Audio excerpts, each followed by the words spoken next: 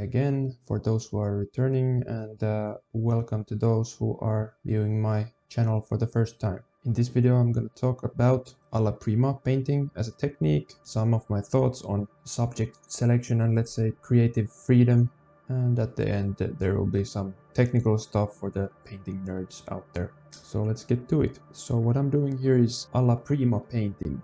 Alla prima basically means painting in one go, roughly translated of course. Basically means you finish the painting in one sitting. Well, you can of course take breaks, but while the painting is still wet. This basically means that if there is an alla prima painting, it's basically done within a single day.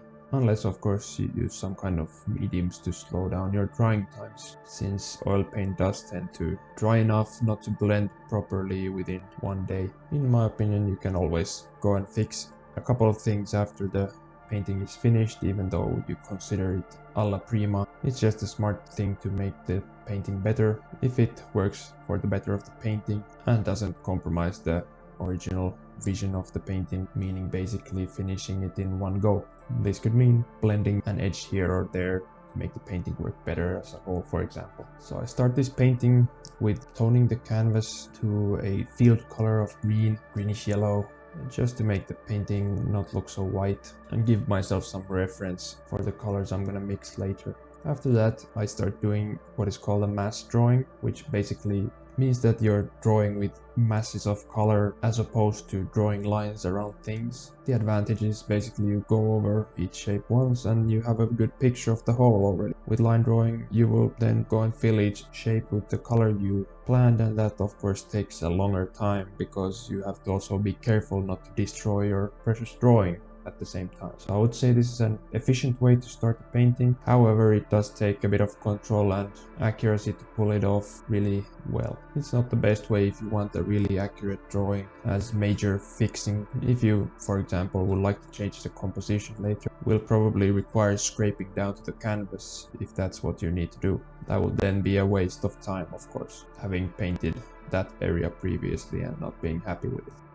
With what is referred to as indirect painting, meaning basically painting in layers, one can of course just adjust things on the dried surface of the painting, and that will lead to no mess, which can happen if you're trying to fix alla prima paintings by painting something on top of the previous layer. Most painters know that is usually a recipe for disaster.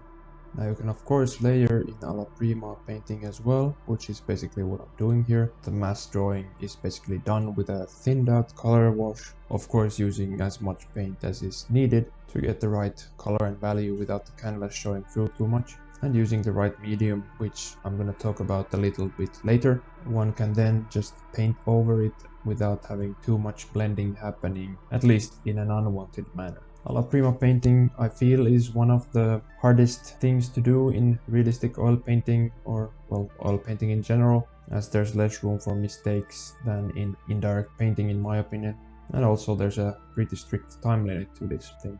Now that is not to say I'm a great painter or anything, this is basically a monochromatic painting with some yellows and greens and greenish blues, and the subject and composition are pretty clear to paint. One needs to just take a look at someone like Richard Schmid and understand the complexity of subject matter that is available to alla prima painters. Now I wanted to talk a bit about why I chose to paint this cow. I actually took this photograph in the summer of 2020 when I was at a wedding venue. It was in the evening, and just saw this cow in the pasture looking at me. Since then it's always been haunting me in my favorites folder of my phone, where I try to look for some inspiration occasionally. For the longest time I've had this feeling that I should be practicing or creating something, let's say, productive, in the sense that I will get more skilled as a result. An example for this would be portraiture. While I do like painting portraits, I'm not always in the mood for that. I'm not yet in my comfort zone when painting portraits, and especially that from life, as I have relatively little practice doing that. I also like using reference that feels very inspiring to me,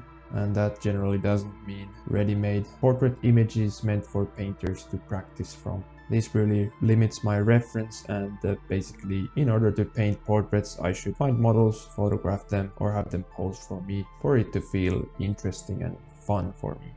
Recently I read a newsletter from Jeremy Mann, who is one of my favorite artists. He tends to send these rambling newsletters that come at irregular intervals and give some updates about his life and thoughts. In the recent letter he mentioned something about running workshops and there being this guy who felt uninspired by what he was doing. I think if I recall correctly, he was a portrait painter and felt like he should be doing that and working that skill. At the end of that workshop they encouraged him to paint some weird photo he had taken with his phone, and for some reason he liked the photo but felt conflicted about actually painting it because that was not the kind of art he identified with. And having painted that, everyone seemed to love that painting. So I guess it really shows if you're into whatever you're painting. That brings me to this image of this cow, which in this weird green, yellow, very unflattering lighting has been screaming for me to paint it. So I finally decided to do that, somewhat inspired by this newsletter. I thought it would be a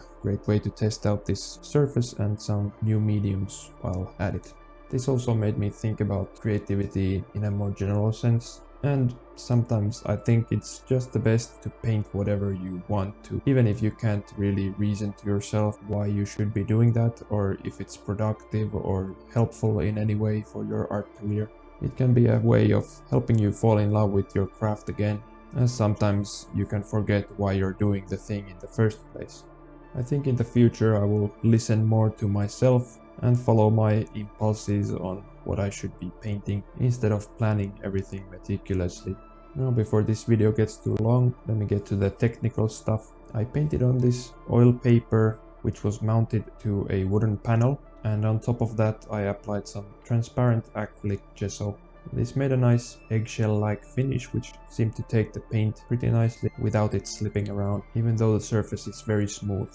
So the medium I tried for the blocking in part of this painting is an imitation of Richard Schmidt's medium. Every oil painter, at least in his genre, probably has heard of because of his book Alla Prima. He had a pretty specific medium he liked to use, which was 1 part damar varnish, 1 part stand oil and 5 parts of rectified turpentine.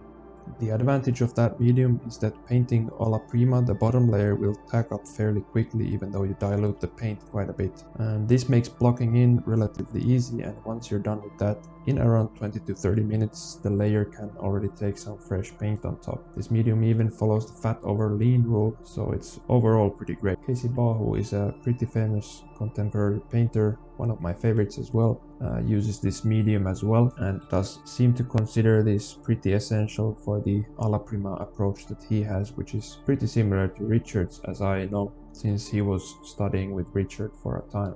Without this medium, what can happen if you're using oil, for example, is that the thinned out layer of paint can just slip around and stay wet, and no paint will glide nicely on top of the previous layer, or it will just mix in with the underlayer. That can make application of paint very difficult, and it makes painting less fun and more of a struggle. Now, the reason not to use this specific medium would be, of course, because turpentine and damar, which is dissolved in turpentine, is a strong solvent and not exactly odor free, as the smell is quite strong. The smell is pretty pleasant, but that's not something that should fool you into thinking it's good for you. The smell can still lead to headaches and other problems, even if you don't consider the problem of being exposed to inhaling solvents many hours a day in the studio.